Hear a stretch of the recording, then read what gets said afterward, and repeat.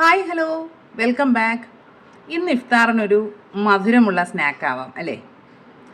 ഉന്നക്കായയുടെയൊക്കെ ടേസ്റ്റിലുള്ള ഒരു അടിപൊളി പലഹാരം ഉണ്ടാക്കിയെടുത്താലോ?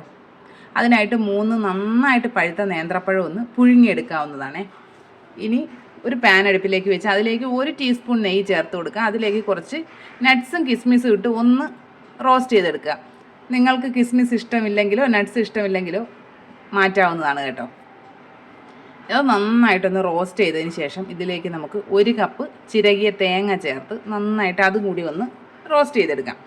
തേങ്ങ ബ്രൗൺ കളർ ആകുകയോ അങ്ങനെയൊന്നും വേണ്ട കേട്ടോ. ജസ്റ്റ് ഇതൊന്ന് അതിൻ്റെ ഒരു പച്ച മണം ഒന്ന് മാറിക്കിട്ടിയാൽ മാത്രം മതിയേ. ഇനി നമുക്കിതിലേക്ക് കുറച്ച് ഏലക്കാപ്പൊടി ചേർത്ത് കൊടുക്കാം.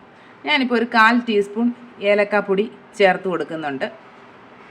ഏലക്കാപ്പൊടി ചേർത്തതിന് ശേഷം ഇതിലേക്ക് പഞ്ചസാര, ഞാനിപ്പോൾ 2 ടേബിൾ സ്പൂൺ പഞ്ചസാരയാണ് ചേർക്കുന്നത്. പഞ്ചസാര ചേർത്തിട്ട് നന്നായിട്ട് മിക്സ് ചെയ്തെടുക്കുക. ഈ പഞ്ചസാരയെല്ലാം ഒന്ന് മെൽറ്റായി വരുന്നത് വരെ ഒന്ന് റോസ്റ്റ് ചെയ്യുക, ഫ്ലെയിം ഓഫ് ചെയ്യുക. ഇനി അതിനെ നമുക്ക് മാറ്റി വയ്ക്കാം. അപ്പോഴേക്കും നമ്മുടെ പഴം പുഴുങ്ങിയത് നന്നായിട്ട് തണുത്തിരിപ്പുണ്ട്. അതിനെ നമുക്ക് ചെറിയ കഷ്ണങ്ങളാക്കി മുറിച്ചിട്ട് മിക്സിയുടെ ജാറിലേക്ക് ഇട്ട് കൊടുത്ത് അതിലേക്ക് ഏലക്കാപ്പൊടി ഉണ്ടെങ്കിൽ 1/2 ടീസ്പൂൺ പൊടി ചേർത്ത് കൊടുത്താൽ മതി. ഞാനിപ്പോൾ 2 ഏലക്കായ ചേർത്തിട്ടുണ്ട്. അതിലേക്ക് 2 മുട്ട ചേർത്ത് കൊടുക്കുന്നുണ്ട്. ഒരു 1/2 കപ്പ് പാല് ഞാൻ ആദ്യം ഒഴിച്ചു, പിന്നെ ഒരു 1/4 കപ്പ് പാലും കൂടെ ചേർത്തിട്ടുണ്ടായിരുന്നേ. ഇനി ഇതിലേക്ക് 3 ടേബിൾ സ്പൂൺ പഞ്ചസാരയും 1/4 ടീസ്പൂൺ ഉപ്പും കൂടി ചേർത്ത് നന്നായിട്ട് അടിച്ചെടുക്കുക. റെഡി. ഇനി നമുക്ക് വേറൊരു പാൻ അടുപ്പിലേക്ക് വെച്ച് കൊടുത്തിട്ടുണ്ട്. ഞാൻ കുറച്ച് കുഴിയുള്ള ടൈപ്പ് പാനാണ് എടുത്തിരിക്കുന്നത്. അതിലേക്ക് ഓയിലൊന്ന് ബ്രഷ് ചെയ്ത് കൊടുത്തിട്ടുണ്ട്.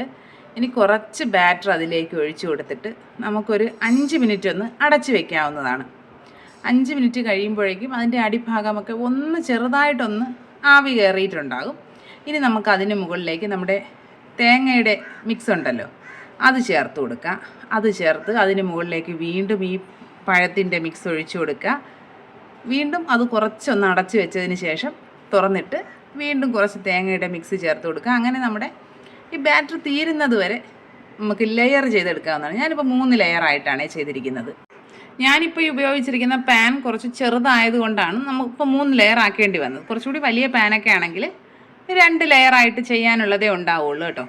പിന്നെ ഞാൻ ഡയറക്റ്റ് ഇത് അടുപ്പിലേക്ക് വെച്ചിട്ടില്ല. പഴയ ഒരു തവ വെച്ചിട്ട് അതിന് മുകളിലായിട്ടാണ് ഈ പാൻ വെച്ചിരിക്കുന്നത്. അടി കരിഞ്ഞു പോകും എന്നുള്ള ഒരു ഡൗട്ട് കൊണ്ടാണ് കേട്ടോ അങ്ങനെ ചെയ്യുന്നത്. നിങ്ങളും അങ്ങനെ ചെയ്താൽ കുറച്ചുകൂടി റിസ്ക് കുറവായിരിക്കും. നമുക്കിതെല്ലാം സെറ്റ് ചെയ്തതിന് ശേഷം ഇതിനെ ലോ ഫ്ലെയിമിൽ വേണം കുക്ക് ചെയ്യാനായിട്ട് വെക്കാൻ. ലോ ഫ്ലെയിമിൽ ഒരു 38 മിനിറ്റ് ആയപ്പോഴേക്കും എനിക്ക് കുക്കായി കിട്ടിയിട്ടുണ്ട്. കുക്കായെന്ന് തോന്നുമ്പോൾ നമ്മൾ തുറന്നിട്ട് ഒരു സ്ക്യൂറോ എന്തെങ്കിലും വെച്ച് ഒന്ന് കുത്തി നോക്കുമ്പോൾ അതിൽ പറ്റി പിടിക്കുന്നില്ല എന്നുണ്ടെങ്കിൽ കുക്കായിട്ടുണ്ട്. ഞാനിപ്പോൾ കുത്തി നോക്കിയപ്പോൾ അതിൽ ഒന്നും പറ്റി പിടിക്കുന്നില്ല, റെഡി ആയിട്ടുണ്ട്. അതിന് നമുക്ക് കുറച്ചൊന്ന് ചൂടാറി കഴിയുമ്പോൾ അത് സൈഡിൽ നിന്നൊക്കെ വിട്ട് വരും. നമുക്ക് സൂക്ഷിച്ച് ഒരു പാത്രത്തിലേക്ക് മാറ്റിയെടുക്കാവുന്നതാണ്. ഒരു പാത്രത്തിൻ്റെ മുകളിൽ വെച്ചിട്ട് തന്നെ അടിഭാഗം ചെറുതായിട്ടൊന്ന് ബ്രൗൺ കളർ ആയിട്ടുണ്ടായിരുന്നേ. ഇനി നമുക്കിതിനെ കട്ട് ചെയ്തെടുക്കാവുന്നതാണ്.